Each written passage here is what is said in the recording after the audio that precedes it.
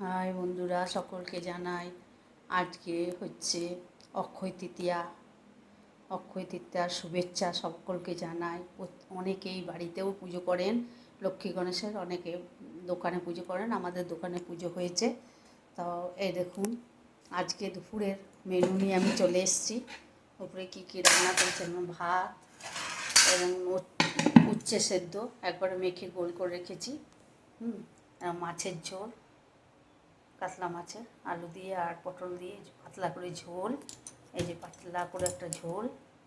আর মাংস ছিল, মাংস করেছি, এটা খাসির মাংস আলু দিয়ে।